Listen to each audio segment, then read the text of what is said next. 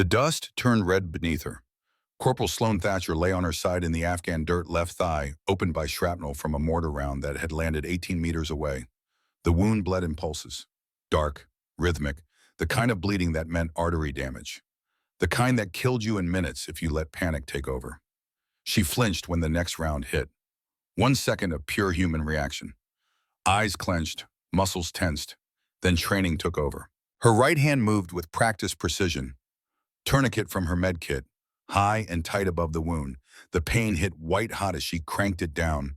Her vision tunneled, narrowed, then cleared. Her left hand never stopped moving. Davis covering fire, 2 o'clock. Her voice cut through the chaos of gunfire and shouting. Fletcher flank left. Now Maddox, get that saw on the roofline before they reposition. The 3 Marines moved, instantly, without question. Because even bleeding out in the dirt, Corporal Sloan Thatcher was still in command of the medical situation, still reading the tactical picture, still saving lives. A lance corporal she'd trained 3 months ago sprinted toward her position. Too exposed, too fast. Brennan, stop. Her command froze him mid-stride. Low crawl, 5 seconds. Move. He dropped, crawled. A sniper round cracked overhead right where his chest would have been. Sloan finished securing her tourniquet, tested it, solid. She had maybe 40 minutes before tissue damage became permanent. 2 hours before she'd lose the leg. Plenty of time. She keyed her radio with blood-slickened fingers. Actual, this is Doc. Compound secure. Request dust-off for 1 urgent surgical. Multiple stable for routine evac. Gunnery Sergeant Callum Briggs's voice crackled back. Tight, controlled. Doc, what's your status? Functional, Gunny. A pause, then, you're the urgent surgical, aren't you? Yes, Gunny. Another pause. Longer this time. Roger. Helo inbound 12 minutes. Try not to bleed out before then, Thatcher. No promises, Gunny. She allowed herself 1 moment. 1 single moment to feel the pain. To acknowledge what her body was screaming. Then she pushed it down, compartmentalized it, locked it away in the same place she kept every other thing that could break her if she let it. The Marines were watching her. She could feel their eyes, waiting to see if their doc was really as unshakable as she seemed. Sloan pushed herself up to sitting, checked her rifle. Functions checked, barrel clear, magazine seated, safety on. Muscle memory, old muscle memory, the kind that came from 1,000 repetitions before she'd ever worn this uniform. Perimeter secure, she called out. Secure, Doc, Fletcher responded. Then somebody find me an IV bag and start a line. I'm getting bored over here. Rhett Maddox actually laughed, shaky, relieved. Doc, you're fucking insane. She didn't respond, just kept her hands steady, kept her breathing controlled. They called her just a medic. They were wrong, but they didn't know that yet. Not completely. Not yet. 7 months earlier, Forward Operating Base Hansen, Helmand Province, Afghanistan, March 2018. The Chinook helicopter touched down in a storm of dust and rotor wash. Sloan stepped off the ramp, carrying 2 duffel bags and a medical kit that weighed 48 pounds. The heat hit her like a wall, dry, scorching, the kind of heat that pulled moisture from your lungs with every breath. She was 25 years old, 5 feet 4 inches, 118 pounds. She looked like she'd get blown away by the rotor wash. She didn't. Sloan squared her shoulders and walked toward the operations center with the same steady stride she'd carried across a dozen different bases in 4 different countries. Small frame, quiet demeanor, easy to underestimate. People usually did. Forward Operating Base Hansen sat in the middle of nowhere. Dust and HESCO barriers and guard towers. Home to 200 Marines and a rotating cast of special operations personnel who came and went like ghosts. The mission here was simple in concept, impossible in execution. Hold ground, protect supply routes, keep the enemy off balance. Casualties were a weekly occurrence, sometimes daily. Sloan reported to the operations center, a plywood structure that shook every time the generators cycled. Inside maps covered every wall. Radio chatter filled the air, the smell of coffee and sweat and stress. Gunnery Sergeant Callum Briggs stood at the center of it all, 46 years old, 22 years in the Corps, face weathered by sun and combat and the weight of command. He looked up when Sloan entered. His eyes did the calculation that every combat leader did when they met a new medic. Can this person keep my Marines alive? Corpsman Sullivan reporting for duty, Gunnery Sergeant. She used her old name, the one from her orders. Not Thatcher, not yet. Briggs studied her for 3 full seconds. Where's your previous duty station? Camp Lejeune Gunnery Sergeant, 2nd Recon Battalion. Combat deployments. 2. Iraq. Syria. He nodded slowly, opened a folder on his desk, read. His jaw tightened. Says here you've got 63 documented saves. 0 Marines lost under your care. He looked up. That true, yes, Gunnery Sergeant. Also says you requested this assignment specifically. F.O.B. Hansen. Recon Attachment. His eyes narrowed. Why? To serve where I'm needed most, Gunnery Sergeant. It wasn't the whole truth, but it was enough truth for a first meeting. Briggs closed the folder. Your job here is simple corpsman. Keep my Marines alive. That's it. That's all. You don't run patrols. You don't clear buildings. You don't engage unless absolutely necessary. He leaned forward. The last medic we had froze during a firefight. Tried to treat a wounded Marine while rounds were coming in. Got tunnel vision. Didn't see the second casualty bleeding out 15 feet away. His voice went flat. Hard.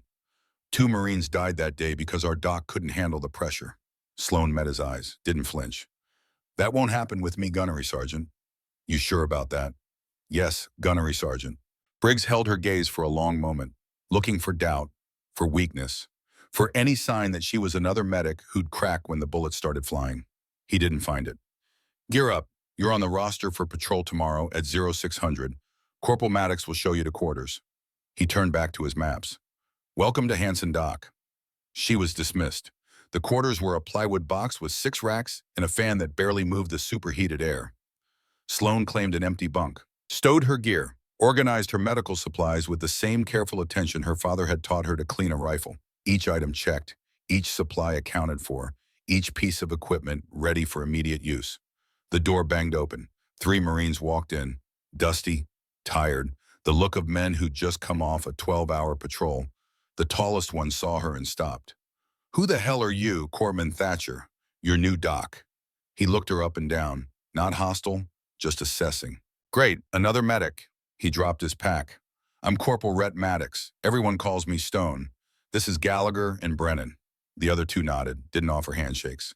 Maddox sat on his bunk, started unlacing his boots. You ever been in a firefight, Doc? Yes. How many of 17? That got his attention. 17. Yes, Corporal. Anybody die? Not under my care. Maddox glanced at the other 2. Some unspoken communication passed between them. Well, hope that streak continues.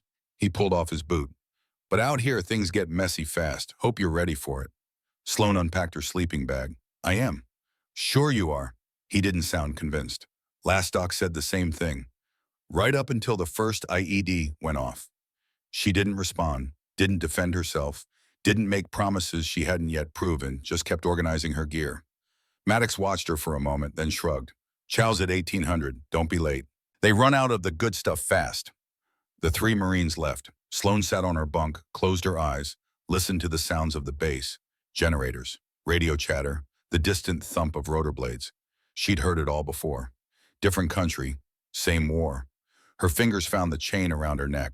The dog tags, 2 sets, hers and one other. Captain Garrett Thatcher. Delta Force.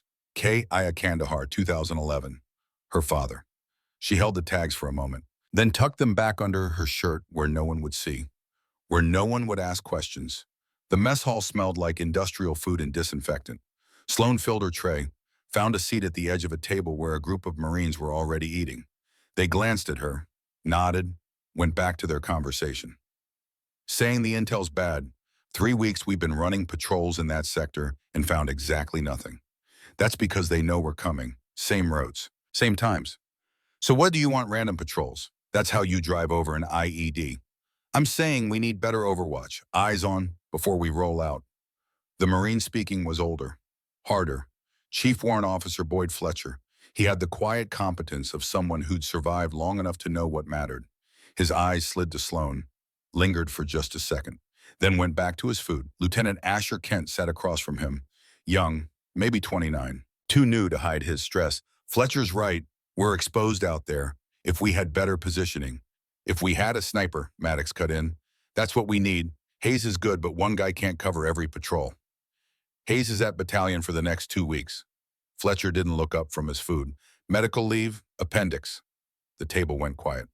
So we're running blind for 2 weeks. Kent's voice rose slightly. That's the situation, Lieutenant. Fletcher's tone ended the discussion. We adapt. Kent stabbed at his food, frustrated, outranked. Sloan ate in silence, listened, absorbed the tactical picture without commenting. The conversation shifted. Lighter topics, mail from home, rumors about deployment extensions, the normal rhythm of soldiers in a war zone trying not to think too hard about the war. Maddox glanced her way. So, Doc, you know tactics? Every eye at the table turned to her. She swallowed her food. Some. Some, he grinned. That's what they all say. Medics don't need to know tactics, right? Just patch holes and call for evac. I know enough to keep up, Corporal. Uh-huh. He wasn't mocking her, just testing. What would you do about our Overwatch problem? Sloan considered. She could tell them, could show them that she understood fields of fire and dead space and interlocking sectors, could demonstrate that she'd studied tactics the same way she'd studied anatomy. But she'd learned a long time ago that proving yourself with words meant nothing. Proving yourself with action meant everything. I'd defer to the chief corporal. He's got more experience than me. Fletcher's eyes flicked to her again, sharper this time, interested. Maddox shrugged. Fair enough. He went back to his food. At least you're humble. Last Doc thought he knew everything, lasted 3 weeks before requesting transfer. The meal continued. Sloan finished eating, cleared her tray, headed back to quarters. Behind her, she didn't see Fletcher watching her walk away. Didn't see the slight nod he gave, the recognition of someone who'd learned to stay quiet until it mattered. Earl 545 hours patrol staging area. The pre-dawn darkness tasted like dust and diesel. Sloan checked her medical kit for the 4th time. Tourniquet, combat gauze, pressure bandages, IV supplies, needle decompression kit, nasopharyngeal airways. Each item verified. Each supply in place. Ready. Around her, Marines prepared for patrol with practiced efficiency. Weapons checks, ammunition counts, radio tests, the quiet murmur of professionals who'd done this 100 times. Gunnery Sergeant Briggs walked the line, checking, observing. He stopped in front of Sloan. Doc, you're in Vehicle 2, center position. Center position? Protected. Where you put someone you didn't trust in a fight. Understood, Gunnery Sergeant. His eyes searched her face. You stay with the vehicle unless I call for you. Clear. Clear, Gunnery Sergeant. He moved on. Maddox appeared at her shoulder. Don't take it personal, Doc. It's how he is with all the new meat. I don't. Good. He checked his rifle. Just so you know, center position sucks. You're going to get bounced around like a ping pong ball. I'll manage. The convoy loaded up. 4 vehicles, 16 Marines, 1 untested medic. They rolled out as the sun cracked the horizon. The patrol route followed a dirt road that wound through terrain that offered 1,000 perfect ambush positions. Low ridges, scattered compounds, dry wadis that could hide entire squads. Sloan sat wedged between 2 Marines. Fletcher drove. Kent manned the turret. Every bump sent a jolt through her spine. She watched everything. The way Fletcher scanned the road ahead, how his eyes swept the high ground, the slight adjustments he made to their speed and positioning. Professional driving, combat driving, the kind that kept you alive. They crested a rise. The valley below spread out empty and hostile. Fletcher's hand came up. Stop signal.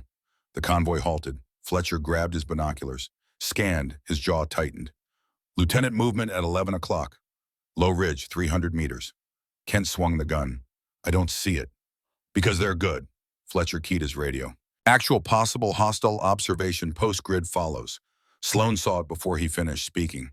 Not the observation post Fletcher had spotted. Something else. A shepherd moving goats across the valley floor. Normal. Expected. Except the goats were moving wrong. Agitated. Avoiding a specific area about 200 meters ahead of the convoy's intended route. An area that looked exactly like every other patch of dirt. Except the goats knew better. Her hand moved before she consciously decided. Tapped Fletcher's shoulder. Once. Firm. He glanced back, annoyed at the interruption. Sloan pointed. No words, just the gesture. The goats, the avoidance pattern, the implications. Fletcher's eyes followed her finger. He saw it, understood instantly. His radio came up. Actual possible IED 200 meters ahead. Recommend halt for sweep. Briggs's voice, confirm visual. Negative visual. Animal avoidance pattern. Recommend EOD. A pause, then Roger, all vehicles halt. EOD team moving up. The convoy stopped. Waited. 30 minutes later, the explosive ordnance disposal team found it.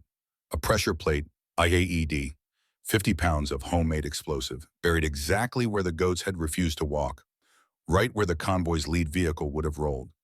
Fletcher turned in his seat, looked at Sloan. How'd you spot that, Doc, the goat's chief? Most people don't pay attention to goats. My father taught me to watch the animals. They know the ground better than we do. Fletcher studied her for a long moment. Your father, military? Yes, chief. What branch? She hesitated. Then Army. Special Forces. Something shifted in Fletcher's expression. Understanding. Respect. He teach you other things. Some things, chief. Fletcher nodded, turned back to the front. But Sloan saw him glance at Briggs when they returned to base. Saw the brief conversation. Saw Briggs look at her differently. Not trust yet, but not dismissal either. Day 14, 30 hours. The temperature hit 118 degrees. Heat shimmer turned the landscape into a liquid mirage. The patrol had been routine. Check compounds, show presence, return. Then Lance Corporal Jensen collapsed. 1 second he was walking point. The next he was on the ground convulsing. Doc, Maddox's shout cut through the heat. Sloan was moving before the echo faded, dropped beside Jensen. His skin burned under her fingers. Dry. Too dry. Pupils fixed and dilated. The other Marines clustered around. What's wrong with him? Heat stroke. Sloan's hands moved, checking pulse, respirations, mentation. How long has he been confused? He hasn't been confused. He's been fine. Maddox, when did he last drink water? I don't, maybe an hour ago. She pulled Jensen's eyelids back. Checked pupillary response. None. Felt his pulse. Racing. Thready. This wasn't exhaustion. This was organ failure in progress. I need an IV kit now and get Gunny on the radio. Doc, it's just heat. It's heat stroke progressing to multi-system organ failure. His core temperature is over 106.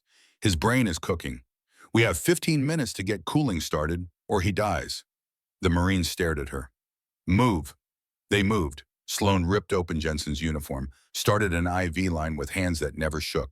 Not from the heat, not from the pressure, not from the knowledge that she was watching a 22-year-old Marine's kidneys shut down in real time. Radio Gunny, tell him heat stroke urgent surgical need dust off within 15 minutes maximum. Maddox keyed the radio, relayed the information. Briggs's voice came back skeptical. Doc's sure it's not just exhaustion.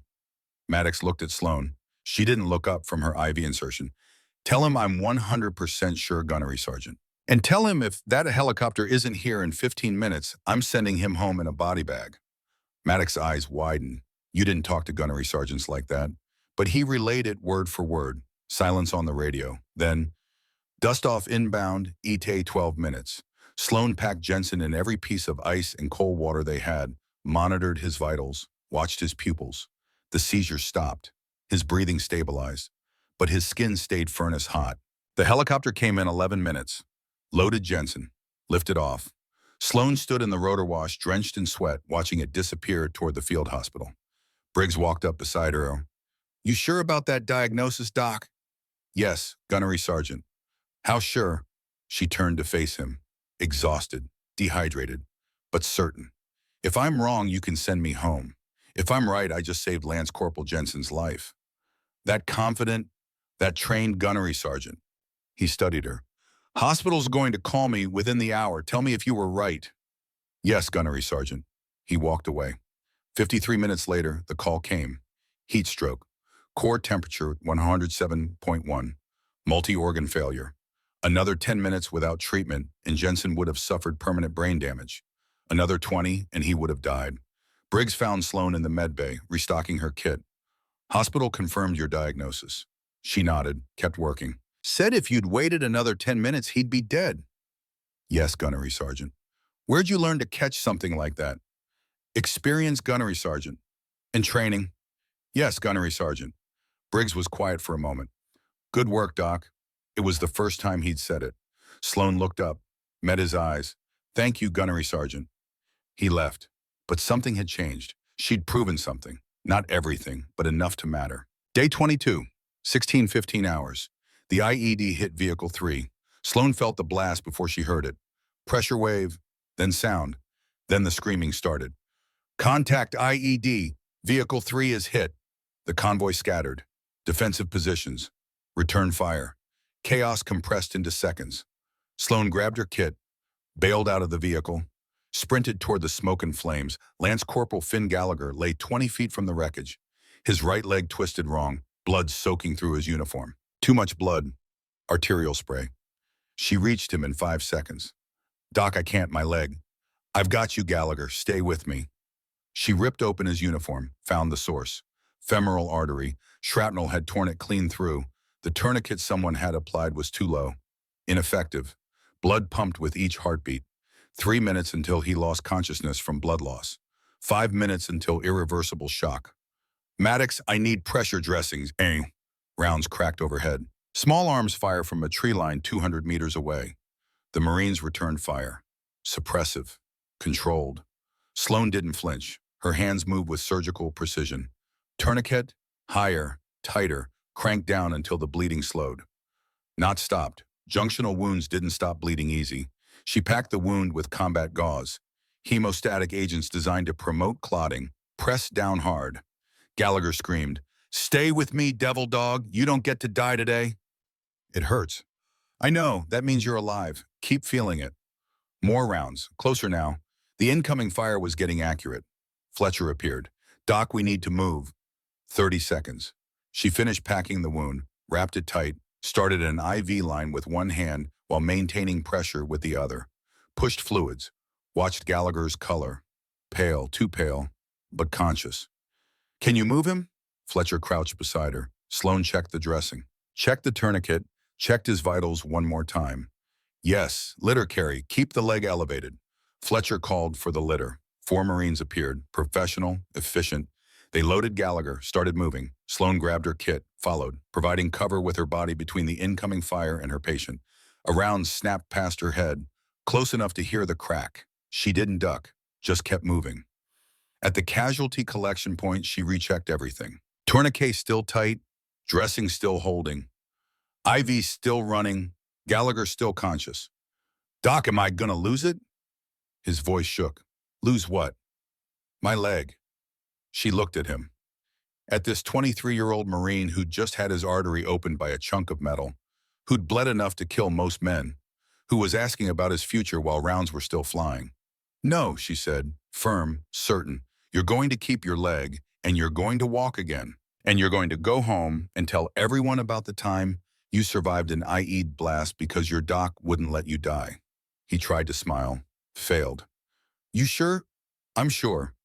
The dust-off came in, loaded him, lifted off.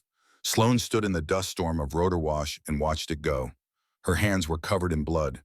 Her uniform soaked through with sweat and Gallagher's blood and the residue of violence. But her hands didn't shake. They never shook. Maddox walked up beside her, stared at her. Really stared. "Doc, that was..." He couldn't find the words. "Standard trauma care, Corporal." The last doc would have frozen, would have panicked, would have, "I'm not the last doc." "No." He shook his head slowly. "No, you're definitely not." Briggs appeared, looked at the blood, looked at Sloan. "Gallagher. Stable gunnery sergeant, femoral arterial injury, significant blood loss. But I got it controlled. He'll keep the leg." "You sure?"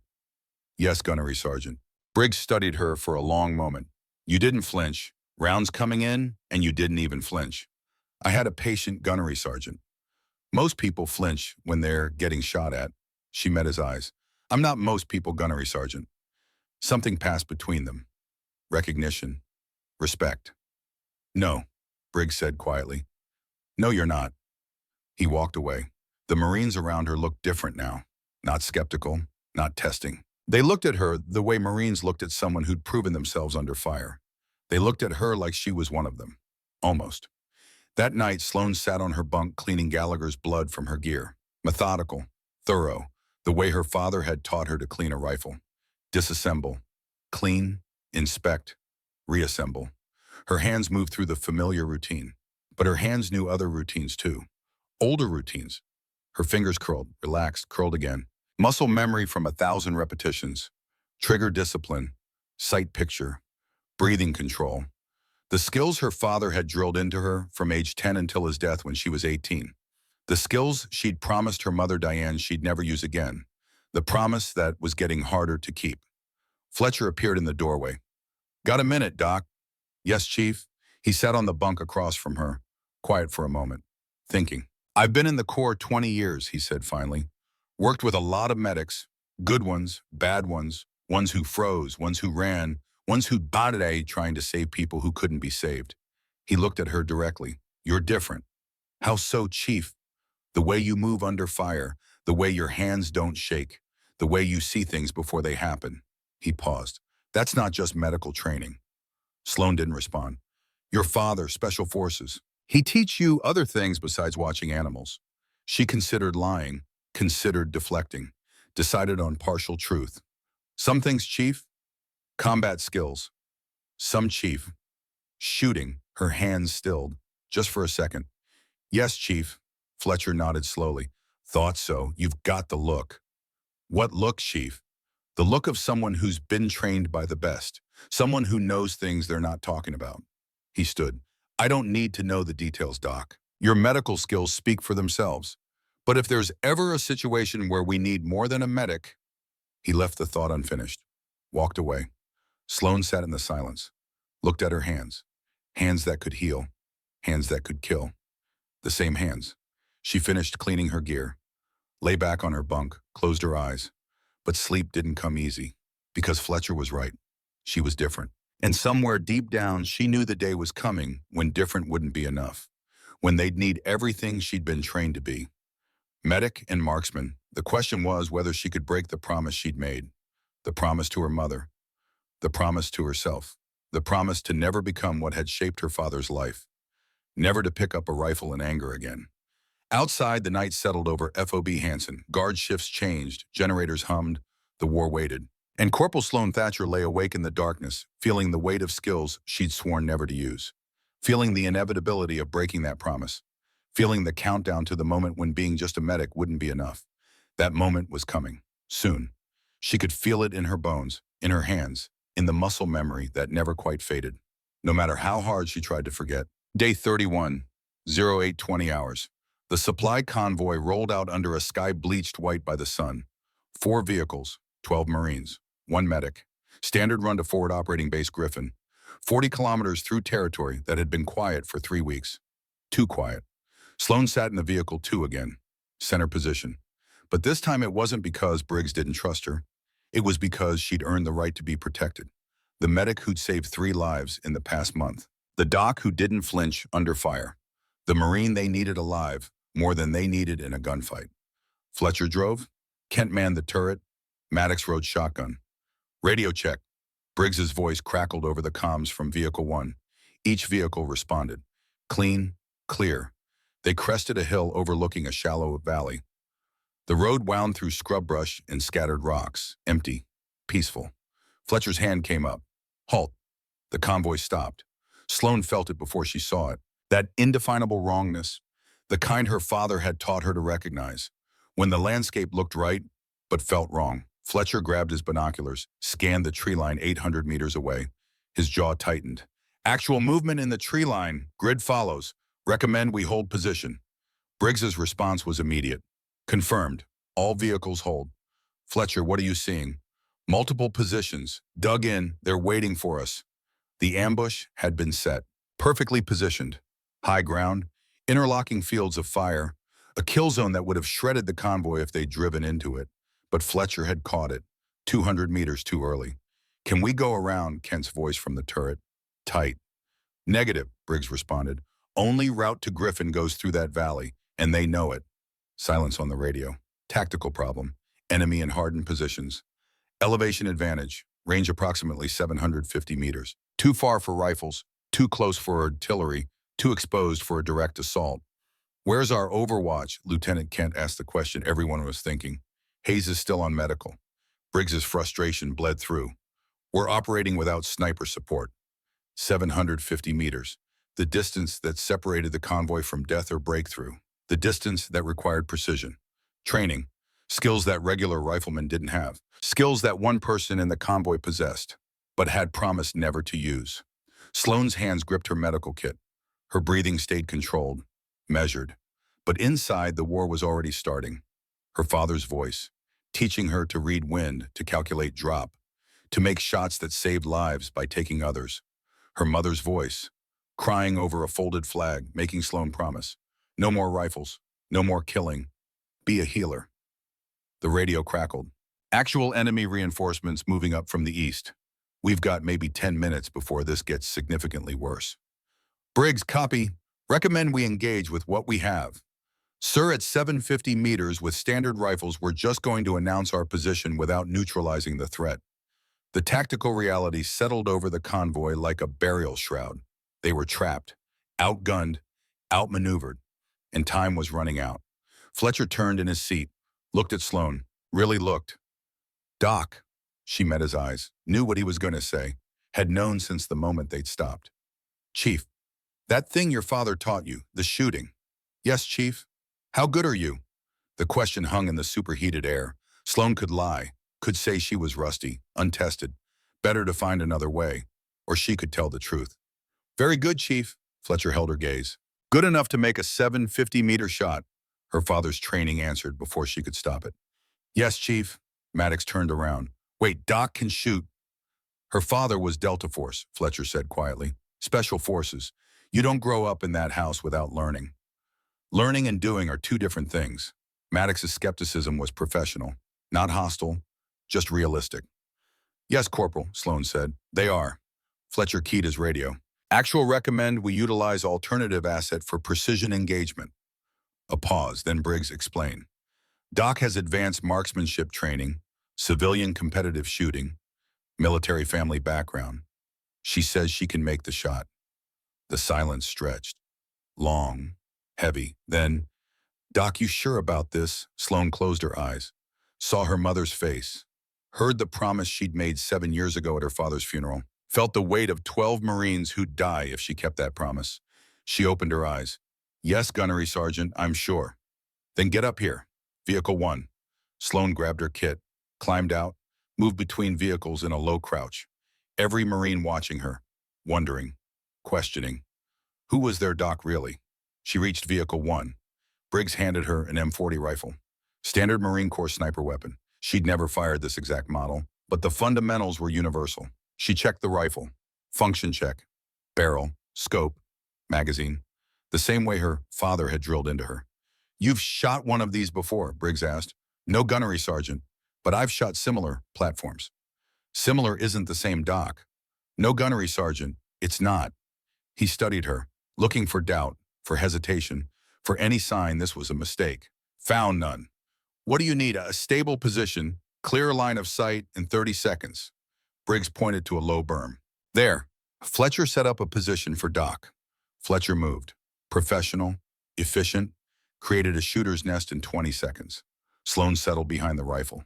Prone position, bipod deployed, stock tucked tight. Her body remembered every detail, every angle, every pressure point. 7 years since she'd been in this position. Felt like yesterday. She looked through the scope, found the target, enemy machine gun position. 753 meters, according to the rangefinder. Wind. She felt it on her face, watched the dust patterns, saw the heat shimmer, left to right, approximately 8 miles per hour, gusting to 12. Bullet drop at this range with this rifle, approximately 40 inches. Time of flight, just over 1 second. All the calculations her father had taught her, all the competitions she'd won, all the promises she'd broken by simply touching this rifle. Her breathing slowed. 4 seconds in, 7 hold, 8 out, heart rate dropped. 60 beats per minute, 50 by 50. The world narrowed to the scope picture. Crosshairs on target. Adjust for wind, adjust for drop, adjust for distance. Her finger found the trigger. Smooth, steady. She began the press. Felt the break point approaching. The moment between life and death, between healer and warrior, between promise and necessity. The rifle fired. 753 meters away, dirt exploded 2 inches left of the target. Miss. Shit, Maddox breathed. Sloan didn't react, didn't panic, just worked the bolt. Chambered another round, analyzed. Wind gust. She'd calculated for 8 miles per hour. The gust had hit 12 right as she fired. Amateur mistake. She wouldn't make it twice. Her breathing cycled. In, hold, out. Waited for the wind to settle. Felt it drop. Adjusted her point of aim. 0.5 mil dot right. Finger on trigger. Smooth press. The rifle fired. Through the scope, she saw the impact. Center mass. The enemy gunner collapsed behind his weapon. Perfect. The convoy erupted in controlled chaos. Marines engaging, suppressive fire, maneuver elements. But the machine gun that would have killed them all stayed silent, neutralized by one shot, from a medic who wasn't supposed to know how to shoot. Sloan worked the bolt, scanned for additional targets, found the second position, adjusted, fired. Another hit. Third position, adjust, fire, hit. In 90 seconds, she'd eliminated 3 hardened positions that would have required a full infantry assault. Clinical, precise, efficient. The enemy broke, retreated into the mountains. The convoy was clear. Briggs took the rifle from her hands, stared at her like he'd never seen her before. Where the fuck did you learn to shoot like that? The profanity was respect, not anger. My father, gunnery sergeant. Your father, he shook his head. Who was your father, Doc? She'd kept it buried for 7 years, hidden under her mother's maiden name, buried under the promise to never speak of it. But that promise was already broken. Might as well break it completely. Captain Garrett Thatcher, Delta Force 1st Special Forces Operational Detachment, KIA Kandahar 2011. The name landed like an artillery round. Every Marine within earshot went silent, because they knew that name. Every Special Operations soldier knew that name. Captain Garrett Thatcher, the Ghost of Kandahar, legendary sniper, 53 confirmed kills, operated behind enemy lines for 6 months, conducted direct action missions that were still classified, killed by an IED on what should have been a routine convoy.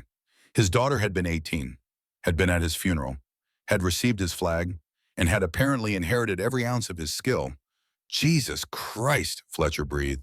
You're Thatcher's daughter. Yes, Chief. Maddox stared at her. Why didn't you tell us? Because I promised my mother, Diane, I'd never use those skills again. Sloane's voice stayed level. I promised her I'd be a healer, not a killer. You just saved 12 lives, Doc. By taking 3. The weight of it settled. The first time she'd killed since her father died. The first time she'd broken the promise. The first time she'd become what she swore she'd never be. Briggs was already on the radio. Different frequency. Encrypted. She caught fragments. Captain Thatcher's daughter confirmed 3 precision engagements at 7:50. Request immediate conversation with Special Operations Command. The convoy moved out, completed the supply run, returned to FOB Hansen. But everything had changed. The Marines looked at her differently now. Not just respect for her medical skills. Something else. Recognition of a weapon they hadn't known they possessed. That night, Sloane sat alone in her quarters. The door opened. Fletcher entered, closed it behind him. He held a waterproof document case, military green, battered. This came for you, special courier from battalion, eyes only. She took it. Her hands shook slightly. First time they'd shaken in years. Inside her father's personnel file, photos from his service, commendations, after action reports, and a letter, sealed, addressed to her in his handwriting. Her breath caught. Fletcher put a hand on her shoulder. I'll give you privacy, Doc. He left. Sloane stared at the letter for a full minute, then broke the seal. The paper was old, yellowed, written 7 years ago, before his last deployment, before the IED, before the promise she'd made at his funeral. My dearest Sloane, if you're reading this, I'm gone. I'm sorry I won't be there to see the woman you become. But I know you'll be extraordinary. I taught you to shoot because I wanted you to protect yourself, to have skills that could save your life if the worst happened. I never wanted you to feel obligated to follow my path. Never wanted you to carry the weight I carried. But I also know that gifts unused are burdens unresolved. You have a gift, Sloane, the same gift I had. The ability to remain calm when others panic. To see clearly when others are blind. To make the impossible shot when lives depend on it. If you choose to use that gift in service of others, know that I'm proud. If you choose to walk away from it, know that I'm equally proud. The choice is yours. It was always yours. But understand this, there's no shame in being a medic and a marksman. The best soldiers I ever knew were the ones who understood that violence is sometimes necessary to protect those who cannot protect themselves. Who could switch between saving lives and taking them without losing their humanity. You are stronger than you know, braver than you believe, and capable of things that will amaze even yourself. Use your gift wisely. Use it to save lives, whether that's with a scalpel or a rifle scope. I love you. I'm proud of you. And I'll be watching over you always. Your father, Captain Garrett Thatcher.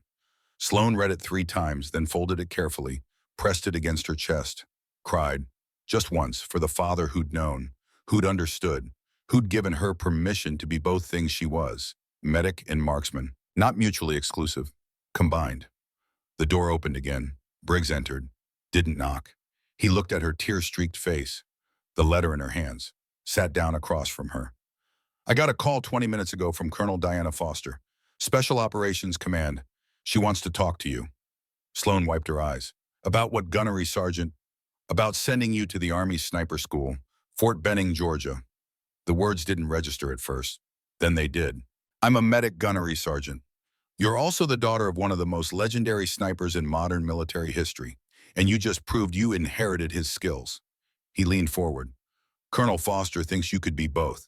Combat medic and designated marksman. First of your kind. That's not possible. It wasn't possible until you made 3 combat shots at 750 meters after not touching a rifle for 7 years. He stood. She's flying in tomorrow. 900. You'll brief her on what happened today, and she'll make you an offer. I can refuse. You can refuse. He paused at the door. But your father's letter, what did it say? Sloan looked down at the paper. It said I should use my gift to save lives, whether with a scalpel or a rifle scope. Briggs nodded. Sounds like he knew you better than you know yourself, Doc. He left. Sloan sat in the silence, holding her father's final words. The promise to her mother. The gift from her father. The choice that would define everything that came next. Sleep didn't come that night, just thoughts, calculations. The weight of becoming something she'd sworn never to be. And the growing realization that maybe she'd been running from herself for 7 years. Maybe it was time to stop running. 0900 hours, day 32. Colonel Diana Foster was 45 years old, silver oak leaves, combat infantry badge, Ranger tab, Special Forces tab. A career spent breaking barriers and proving that skill had no gender. She sat across from Sloan in the commander's office. Professional. Direct. Corporal Thatcher, I've read your father's file, I've read your service record, and I've read Gunnery Sergeant Briggs's after-action report from yesterday. She folded her hands. You made 3 precision shots under combat conditions at ranges most trained snipers wouldn't attempt. First shot missed. You self-corrected and made 2 perfect follow-ups. That's not luck. That's skill. My father trained me, ma'am. I know, I knew your father. Worked with him on 2 operations in 2009. Foster's expression softened. He was the best sniper I ever saw.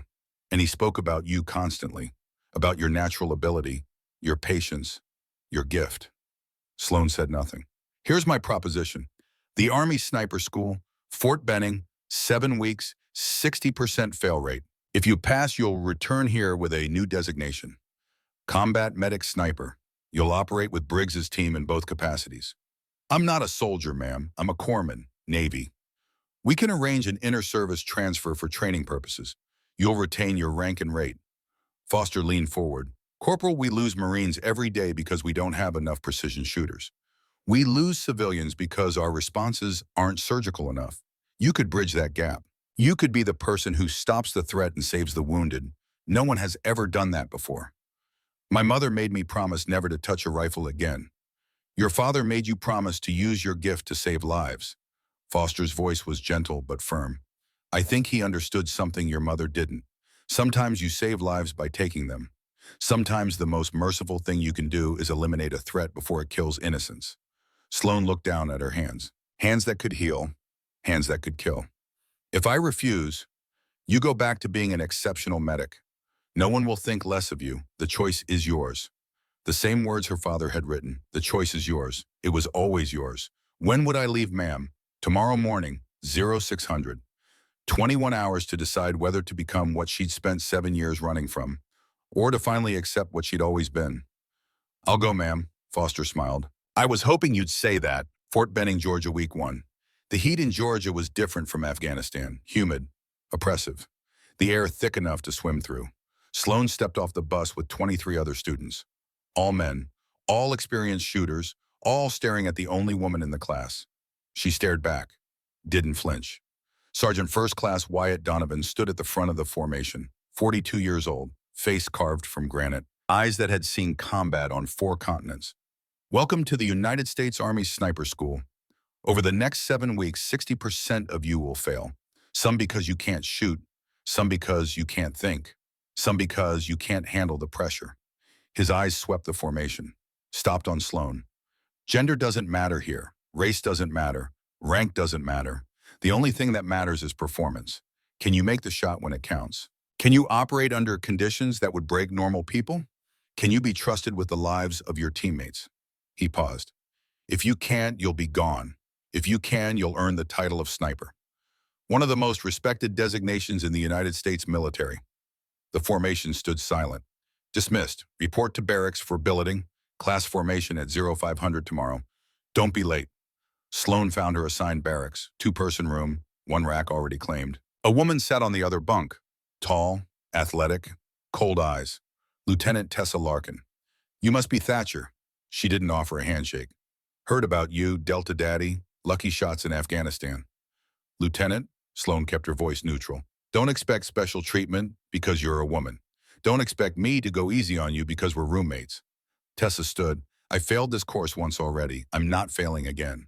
And I'm sure as hell not going to let some medic with a famous last name show me up.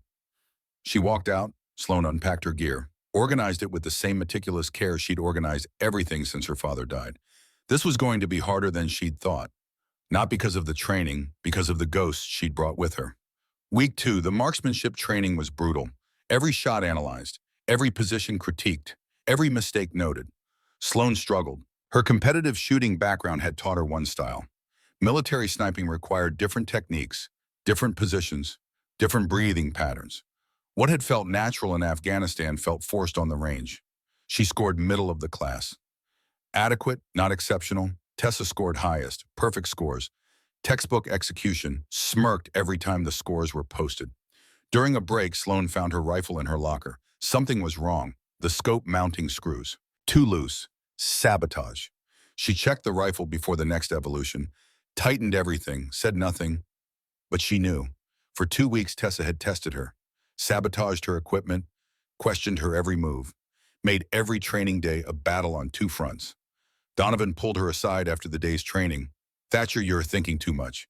You're trying to force military techniques over your foundation. That doesn't work. Yes, Sergeant. Your father didn't teach you wrong. He taught you fundamentals. Build from those. Adapt military techniques to your strengths. Don't abandon what makes you good. I don't want special treatment, Sergeant. This isn't special treatment, this is me telling you to stop fighting yourself. He walked away, called back over his shoulder. You've got the gift. Stop wasting it trying to be someone else. That night, Sloan called Briggs on the allowed weekly phone call. Gunny, I don't think I belong here. Why not? I can't shoot like they want me to. I can't think like they want me to. I'm failing. You're not failing. You're adapting. There's a difference. His voice was steady, certain. Your father trained you to hunt, to compete, to shoot for precision in controlled environments. They're training you to kill, to operate, to shoot for survival in chaos. Those aren't the same thing. I know that. Do you? Because from what Donovan told me, you're trying to become a cookie-cutter military sniper instead of being Sloan Thatcher. The woman who made combat shots after 7 years of not touching a rifle. The woman who can read wind like she's having a conversation with it. Pause. Your father trained you for this. Trust that training, adapt it, but don't abandon it. The call ended. Sloan lay in her rack, thinking, processing. Maybe Briggs was right. Maybe she'd been fighting the wrong battle. Week 3, the night stalking exercise began at 2200 hours. Students had to move through 2 kilometers of wooded terrain, reach designated observation points, identify targets, without being detected by instructors with night vision equipment. Failure meant elimination from the program. Sloan approached it differently than the others. They moved like soldiers, quick, tactical, efficient. She moved like a medic, slow, patient, deliberate. The same way she'd approach a critical patient. Every movement considered, every sound analyzed, every step tested before committed.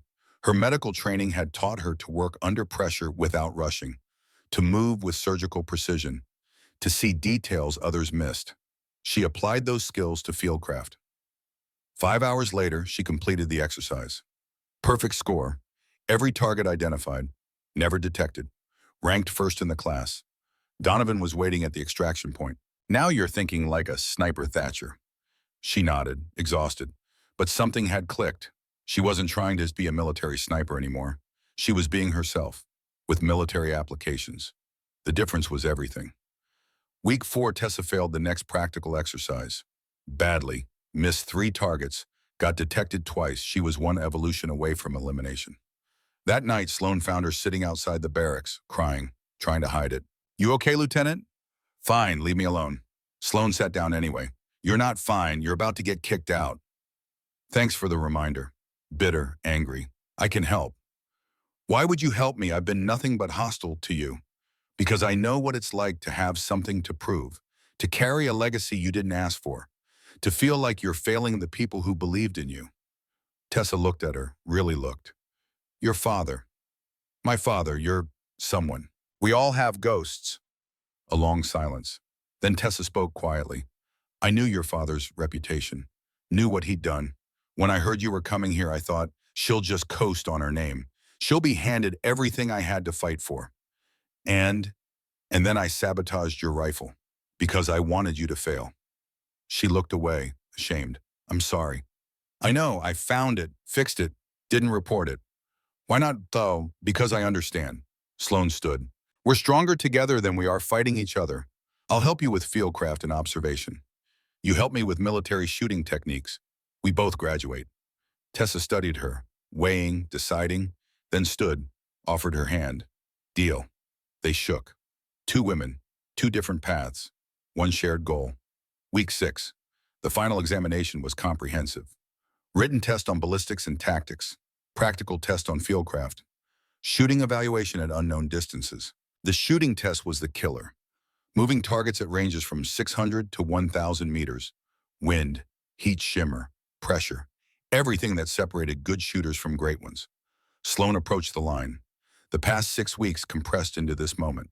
She'd merged her father's training with military techniques, had learned to be both the competitive shooter and the combat operator, had found the balance between different approaches. 10 targets, 10 shots. She settled behind the rifle, breathing controlled, heart rate slow, mind clear. The world narrowed. First target, 800 meters. Moving left to right, she read the wind, calculated lead, adjusted elevation. Fired. Hit. Second target, 650 meters. Moving away, adjust. Fire. Hit. She worked through the course with mechanical precision. Each shot a calculation, each trigger press deliberate, each impact exactly where she'd intended. 10 shots, 10 hits. Perfect score. The range went silent. Donovan walked over, looked at the targets through his spotting scope, looked at her. "Best shooting I've seen in 15 years, Thatcher." The final class rankings were posted 2 days later. Sloan Thatcher, 2nd overall, 94.6%. Tessa Larkin, 8th overall, 87.3%. Both graduated. Both earned the title. Sniper. At the graduation ceremony, Donovan presented Sloan with her certificate, leaned in close. "Your father would be proud." "Thank you, Sergeant." "One more thing." He handed her a small box. "This belonged to your father. Colonel Foster thought you should have it." Inside, her father's sniper badge, the one he'd earned 20 years ago. Sloan held it, felt the weight of history, legacy, expectation, felt the pride of carrying it forward. Tessa found her after the ceremony. "Thank you for helping me, for not reporting the sabotage, for being better than I deserved. And we both made it, Lieutenant. That's what matters." Tessa, just Tessa. Sloan. They shook hands, sisters in arms, forged through adversity. That night, Sloan called her mother for the first time in 7 weeks. "Mom." Sloan, "Oh, thank God. Are you safe?" "I'm safe, Mom. I graduated from sniper school." Silence on the line. Then, "You broke your promise." "I did. I'm sorry." "Why?" "Because Dad left me a letter. Because he told me to use my gift to save lives. Because being a healer and a warrior aren't mutually exclusive." Sloan's voice cracked. "Because I can't keep running from who I am." Long silence. Then her mother's voice, softer. "Your father used to say the same thing, that the best soldiers were the ones who knew when to fight and when to heal." "I miss him, Mom." "I know, baby. I know." A pause. "Are you coming home?" "I'm going back to Afghanistan, back to my team. To save lives. To save lives however I can." "Then I'm proud of you, Sloan. And your father is too." They talked for another hour. Reconciliation, understanding, acceptance. The promise was broken, but something better had taken its place. Afghanistan, FOB Hansen, May 2018. The Chinook touched down in familiar dust. Sloan stepped off wearing different patches, different badges, different designation. Combat medic sniper, first of her kind. Briggs was waiting, looked at her sniper badge, looked at her face. Welcome back, Doc. Or should I say Sniper Thatcher? Doc is fine, Gunny. That's still who I am. He smiled. Fair enough. Team's waiting to see you. They've been asking when you'd get back. She walked toward the operations center. Marines stopped, stared, pointed. Maddox appeared, grinned wide. Holy shit. She actually did it. Yeah, Corporal. I actually did it. And second in the class, Fletcher owes me $20.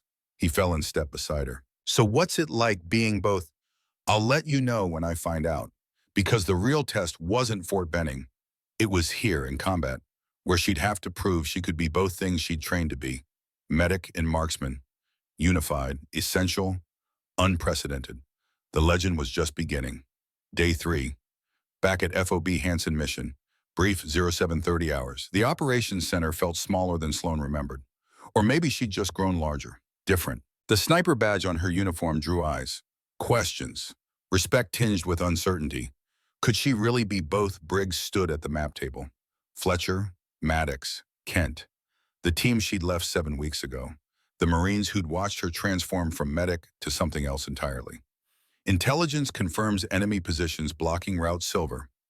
6 separate hardpoints, ranges from 600 to 1,100 meters. Machine guns, RPGs. Dug in. Briggs tapped the map. Supply convoy needs that route clear by 1400 hours. We've got 5 hours. What's the plan, Gunny? Fletcher asked. Briggs looked at Sloan. That depends on whether our new graduate thinks she can handle it. Every eye turned to her. She studied the map. Elevations, angles, fields of fire. The tactical picture assembled in her mind with the same clarity she'd used to assess a trauma patient. 6 targets, 20 minutes maximum before they'd reposition or call reinforcements. Ranges requiring precision that regular riflemen couldn't deliver. This was why she'd gone to Fort Benning. This was the test. I can do it, gunnery sergeant. You sure, Doc? Yeah, Maddox's voice carried genuine concern. That's a lot of shooting, a lot of pressure. I'm sure, Corporal. Briggs nodded. Good, because if you can't, we're looking at a full company assault, casualties, time we don't have, lives we can't spare. He outlined the plan. Sloan would take overwatch position on a ridgeline overlooking the valley. Systematic engagement, neutralize each position before they could communicate or respond. Clinical elimination, like surgery. Except the patients were enemy fighters, and the cure was a bullet. 1,015 hours overwatch position. The climb had taken 90 minutes. Full combat load, plus medical kit, plus precision rifle. 118 pounds of Marine carrying 60 pounds of equipment up a 40-degree slope. Sloan's legs burned, lungs screamed, but she didn't slow, because 12 Marines were counting on her. Fletcher set up the spotter position beside her, ranged to target 1. Sloan glassed the valley, found the first position, 630 meters. Wind left to right 5 to 7 miles per hour. Temperature 98 degrees. Confirmed, Fletcher's voice was professional, clinical. Target 2, 750 meters, elevated position. Wind increased to 8 miles per hour at that range. They worked through all 6 positions, ranges, wind, elevation changes, heat shimmer, every variable that could turn a perfect shot into a miss, every detail that separated snipers from corpses. You ready for this, Doc? Fletcher asked quietly. Sloan settled behind the rifle, checked her breathing, her heart rate, the fundamentals her father had drilled into her since age 10. Yes, Chief. My first combat engagement as a designated sniper. That's different from the convoy. That was survival. This is mission. I know, Chief. Your father's watching. She closed her eyes briefly, saw his face, heard his voice teaching her to read wind, to control breathing, to make the impossible shot. Use your gift to save lives. I know, Chief. The radio crackled. Briggs's voice. Overwatch convoy is holding position. You are cleared hot. Execute when ready. Sloan's breathing slowed. 4 seconds in. 7 hold. 8 out. Target 1 appeared in her scope. Enemy fighter manning a machine gun. 630 meters. Clean shot. She adjusted for wind, for distance, for the slight upward angle. Her finger found the trigger. Sending, Fletcher whispered. The rifle fired. 630 meters away, the enemy fighter collapsed. Never knew what hit him. Hit.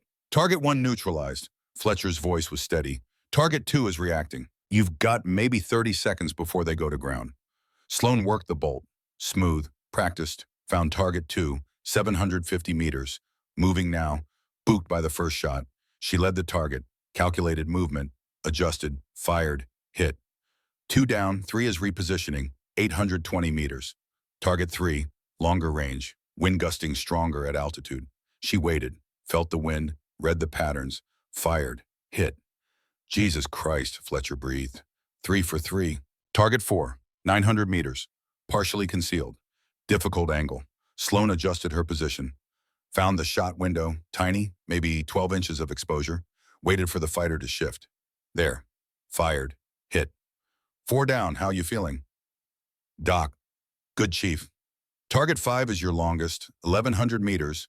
Wind is variable. Heat shimmer heavy. This was the shot that mattered. The one that proved Fort Benning had been worth it. That she could perform at ranges that tested even experienced snipers. Sloan studied the target through her scope. Read wind at 3 different points along the bullet's path. Calculated drop. Drift. Time of flight. Her breathing cycled. Heart rate dropped to 50 beats per minute. The world narrowed to the crosshairs. She fired. 1,100 meters away, the target fell. Perfect. 5 down, 1 remaining, 600 meters. He's trying to withdraw. Target 6, running. Panic driving him toward cover. The easiest shot she'd make today. She led him. Adjusted. Fired. 6 for 6. Clinical precision. Surgical elimination. Fletcher lowered his binoculars. Looked at her with something approaching awe. 20 minutes. 6 targets. 6 hits. No misses. No adjustments needed. He keyed the radio. Actual all targets neutralized. Route silver is clear. Briggs's response carried a smile. Roger, Overwatch. Good shooting. RTB when ready. The convoy moved through, safely. No casualties, no contact, mission success. Because 1 Marine had done the work of an entire platoon. That night at the debriefing, Briggs addressed the team. What Doc did today changes how we operate. We've got precision capability we haven't had since Hayes went down. We can take on missions we couldn't touch before. Maddox spoke up. So she's full-time sniper now? Negative. Briggs looked at Sloan.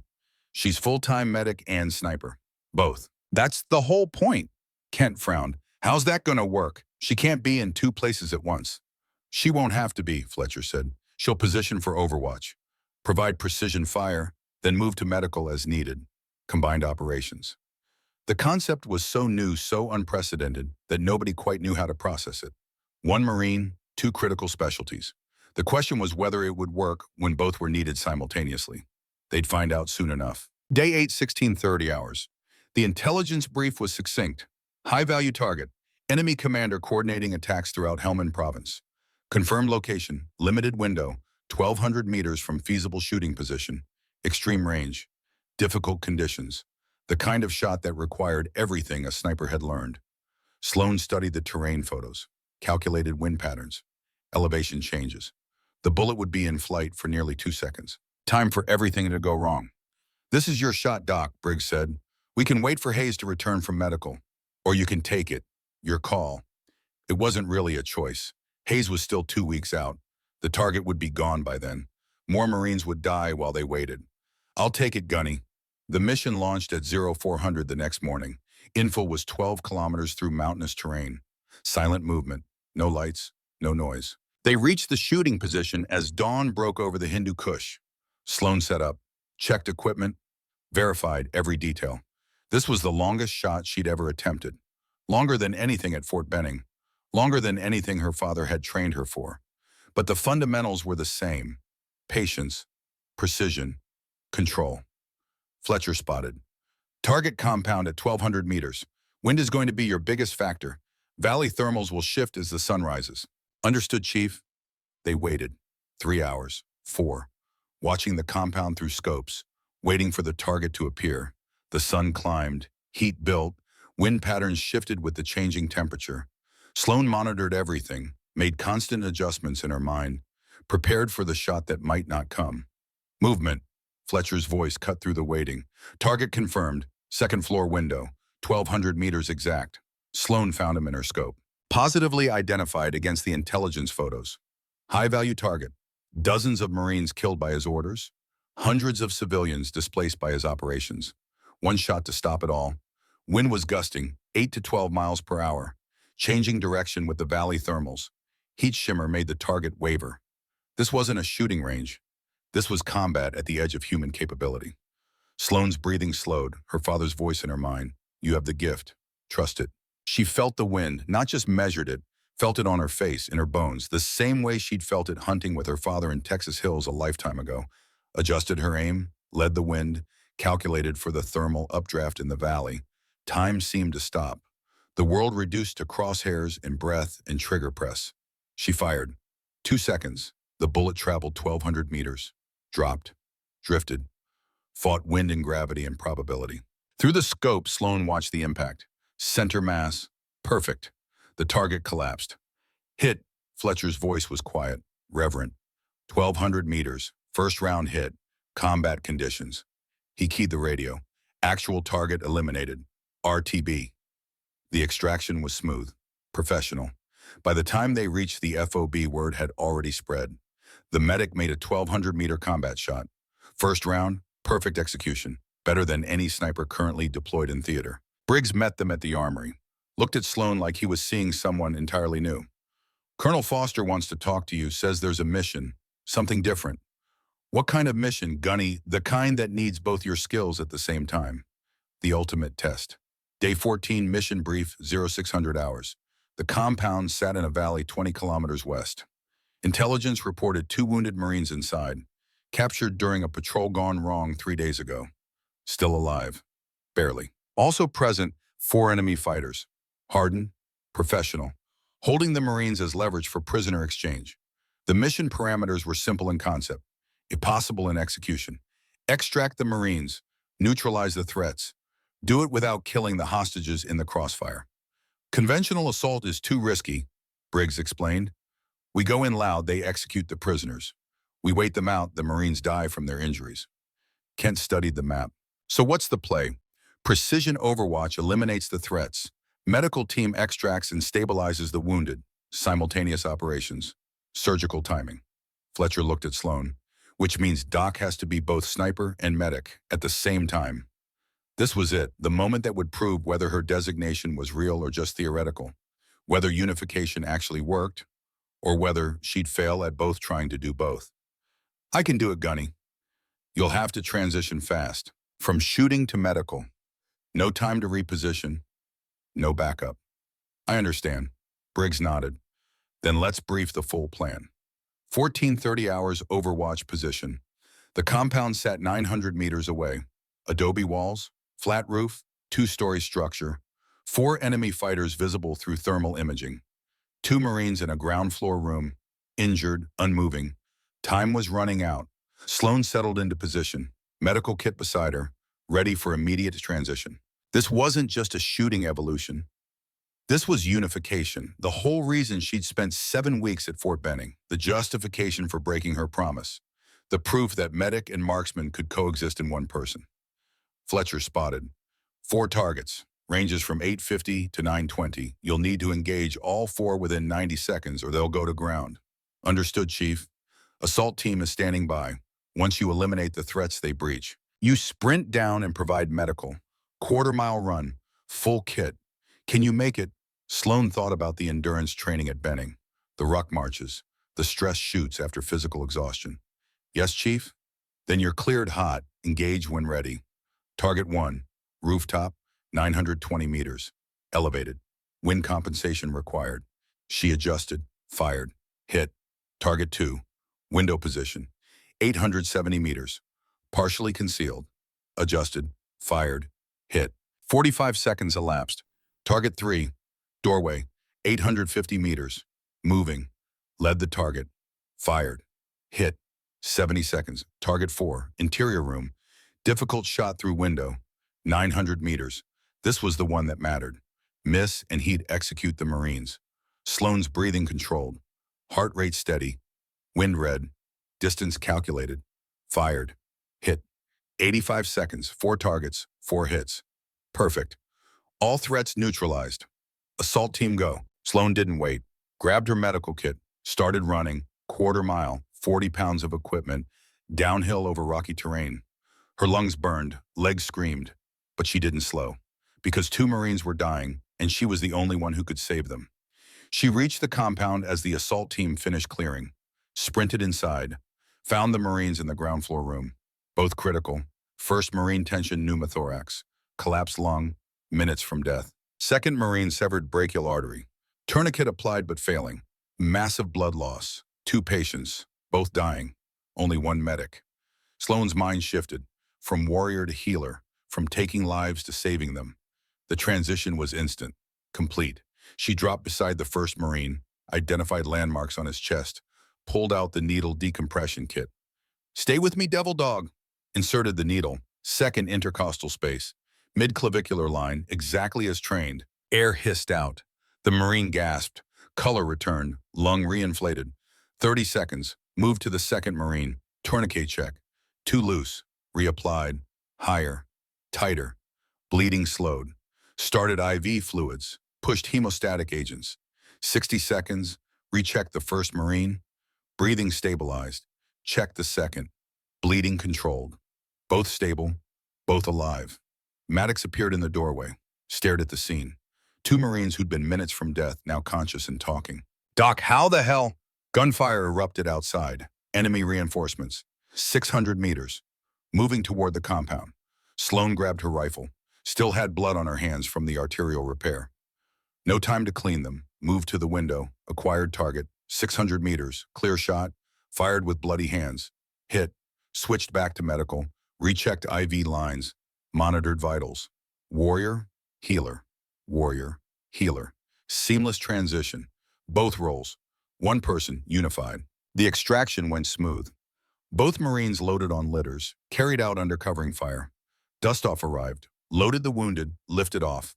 Sloan stood in the rotor wash, exhausted, covered in blood and dust and the residue of violence. But both Marines were alive. 4 enemy fighters eliminated. 0 friendly casualties. Mission success. Maddox walked up, looked at her like he'd never seen her before. "Doc, you're a fucking legend." She was too tired to respond, just nodded. Because legends didn't talk. They just did the work. Date 61,000 hours, Colonel Foster flew in personally.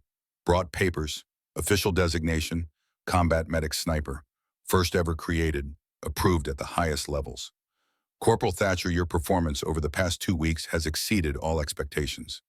You've proven that unification works. That one person can fulfill both roles without compromising either. Briggs stood beside her. "She's changed how we operate, ma'am. We can take missions we couldn't touch before."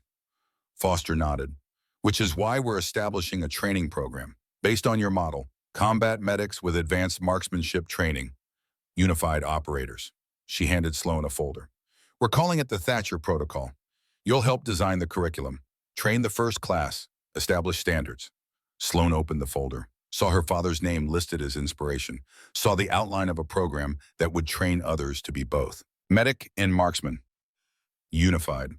"When does it start, ma'am?" 6 months after your deployment ends.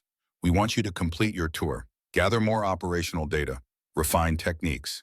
6 months, more missions, more opportunities to prove the concept, more lives saved by being both things instead of just one. "Yes, ma'am, I'll be ready." That afternoon, Briggs called formation, presented Sloan with an honorary recon patch. "Doc, you've earned the respect of every Marine in this unit. You've saved lives with your medical skills. You've protected lives with your shooting. You've shown us that being both is possible." He pinned the patch on her uniform. "Welcome to the team, officially." The Marines applauded. Real respect, earned through action. Maddox stepped forward, in front of everyone. "Doc, I owe you an apology. I doubted you. Thought you were just a medic. Thought you couldn't handle the pressure." He came to attention. "I was wrong. You've saved us twice. Once with your med kit, once with your rifle. You're the best operator I've ever worked with." Sloan looked at him, at all of them, the team she'd fought beside, bled beside, proven herself to. "Thank you, Corporal, but I'm still just Doc. That hasn't changed." No, Fletcher said quietly. You're not just anything anymore. You're both, and that makes you extraordinary. 7 months later, Marine Corps Base Camp, Pendleton, California, February 2019. The classroom held 18 students. Corpsmen and Army medics, all volunteers, all with advanced shooting backgrounds, all here to learn the Thatcher Protocol. Sloan stood at the front, 26 years old now, promoted to sergeant, designated master instructor. She'd regained the 11 pounds the deployment had stripped away. The dark hollows beneath her eyes had faded to memory. Sleep came easier now, the nightmares less frequent. She looked healthy, whole, but the eyes were different, harder, wiser. The eyes of someone who'd seen combat and learned its lessons. Welcome to Integrated Combat Medicine. Over the next 12 weeks, you'll learn to be both medic and marksman, both healer and warrior, both roles, one operator. She clicked to the first slide, her father's photo, Captain Garrett Thatcher. This program is named for my father, a man who understood that violence and healing aren't opposites. They're different tools for the same mission, protecting those who can't protect themselves. The students listened, rapt. You'll learn advanced medical procedures under stress. You'll learn precision shooting at combat ranges. You'll learn to transition between roles instantly, without hesitation, without compromising either skill set. She paused. 60% of you will fail. Not because you can't shoot, not because you can't heal, but because you can't unify both. Can't become comfortable being both things simultaneously. Another click. Photos from her deployment. Overwatch positions. Medical treatment. The compound assault. This is what success looks like. 4 enemy fighters eliminated from 900 meters. 2 Marines saved from critical injuries. 1 operator, 90 seconds. Both roles executed perfectly. She looked at each student. That's the standard. That's what we're building. Operators who can do both, who don't have to choose, who unify instead of specialize. The first day covered theory, medical knowledge, shooting fundamentals, the science behind unification. The second day started practical application. By week 6, half the class had dropped. Couldn't handle the dual pressure, the constant switching, the mental strain of being 2 things at once. The remaining 9 pushed through. By week 12, they'd all passed, all earned the designation. Combat Medic Sniper, Unified Operators, the first graduating class of the Thatcher Protocol. At the graduation ceremony, Colonel Foster presented certificates. Briggs attended, Fletcher, Maddox, the team that had watched Sloan transform. 7 months ago, Corporal Thatcher proved a concept, that one person could be both medic and marksman without compromising either role. Today, 9 more have proven it. Next class will train 20, the year after 40. Foster looked at Sloan. This program will save lives, will change how we operate, will create a new type of warrior. And it started with one Marine who refused to be just one thing. After the ceremony, Sloan found a quiet moment, pulled out her phone, called the number she hadn't called enough during deployment. Her mother answered on the second ring. Sloan. Hi, Mom. How are you, baby? I'm good, really good. Just graduated my first training class. The protocol, the one named after your father? Yeah, 9 students, all passed, all ready to deploy. Silence on the line. Then your father would be so proud, Sloan. I know, Mom. I can feel it. Are you happy being both? Sloan thought about the question, about the past year, about breaking promises and finding unification and becoming something unprecedented. Yeah, Mom, I am. I'm not running anymore, not hiding from what I am. I'm both, and that's okay. Then I'm proud of you too, so proud. They talked for an hour, about everything, about nothing, about healing and forgiveness and moving forward. When the call ended, Sloan felt lighter, whole. The promises were broken, the guilt was gone. She was both medic and marksman, unified, complete, and the legend was just beginning. 3 months later, June 2019. The knock on Sloan's office door came at 07:55. She looked up from the training curriculum she'd been refining. Come in. Briggs entered, followed by Fletcher and Maddox, all in dress uniforms. Gunny, what's going on? We're here to see you off, Sergeant. Briggs set a file folder on her desk. New mission, high-value target, 1,300 meters, extreme conditions. Sloan opened the folder, studied the intelligence brief, the terrain analysis, the wind patterns. This would be the longest combat shot ever recorded in theater. When do I deploy 0600 tomorrow? Back to Helmand, 6-month rotation. training local forces, operational support. Fletcher stepped forward. Doc, you ready for this? 1,300 meters is pushing it. She looked at the mission brief, studied the terrain, calculated the variables. This was what she trained for, what her father had prepared her for, what Fort Benning had refined, what unification had made possible. I'll be ready, Chief, Maddox grinned. Never doubted it for a second. Briggs nodded. Mission brief at 0800 tomorrow. Full team. Your primary sniper and medical. Yes, Gunny. They turned to leave. Briggs paused at the door, looked back. Your father would be proud, you know.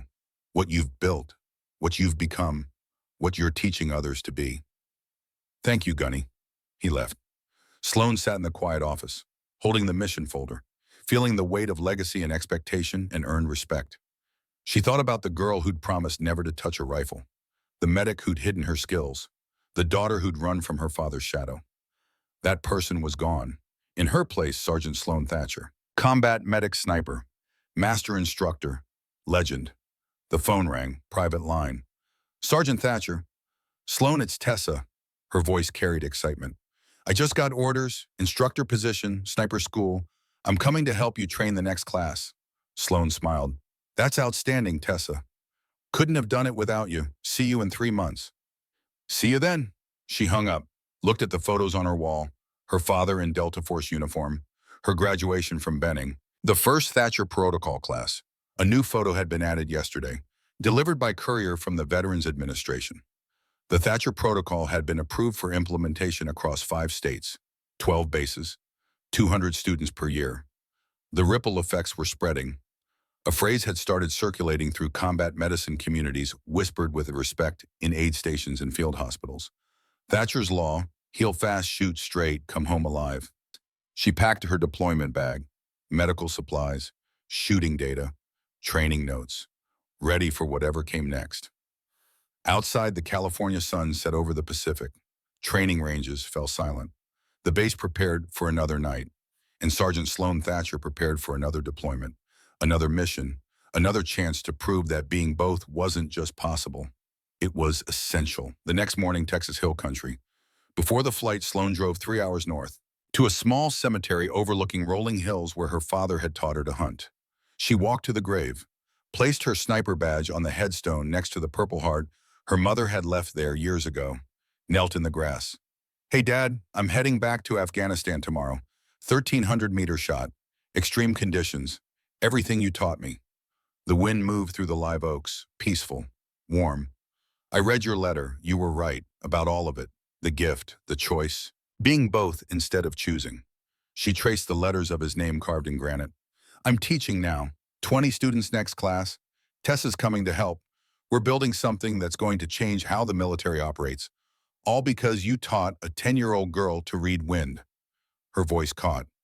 I became the soldier you would have wanted to serve with, Dad. Precise, purposeful, protector.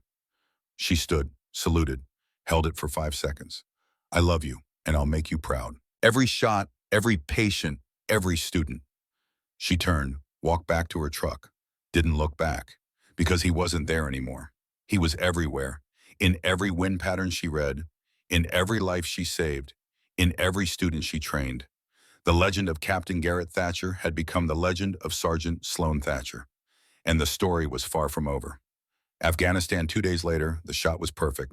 1,300 meters, combat conditions, high wind, first round hit. The high-value target was eliminated. The Marines who'd been pinned down were extracted safely. 0 casualties. Mission success. That night, as Sloan cleaned her rifle in the armory, Fletcher found her. Got an email from Pendleton. Next Thatcher protocol class has 32 applicants. They're expanding the program. 32. Sloan looked up. We've only got capacity for 20. They're building a second facility, hiring more instructors. The VA requested implementation across 7 states now, not 5. The ripple effects kept spreading. And there's something else. Fletcher handed her a printed photo. Military Times just published this. The photo showed Sloan teaching the first class. The headline read, "The Marine Who Rewrote Combat Medicine, How Sergeant Sloan Thatcher Built a New Kind of Warrior." She stared at it, at the recognition, at the validation, at the proof that breaking promises could lead to keeping bigger ones. They're calling you a legend, Doc. Sloan set the photo aside, went back to cleaning her rifle. Legends are just people who did their jobs when it mattered, Chief. Fletcher smiled. If you say so, Doc. He left. Sloan finished her work, put away her equipment, walked out into the Afghan night. Above, stars filled the sky, the same stars her father had seen, the same stars that watched over every Marine who'd ever served. She stood in the darkness and felt the weight of it all. The promise broken, the gift honored, the legacy continued. Somewhere in Texas, her mother was sleeping peacefully, proud of the daughter who'd found her way. Somewhere in the wind, her father was watching, proud of the warrior who'd learned to be a healer too. And here in the dust and danger of Afghanistan, Sergeant Sloan Thatcher stood ready. Ready for the next shot, ready for the next patient, ready for whatever came next. Because she was both. And both was exactly what the world needed.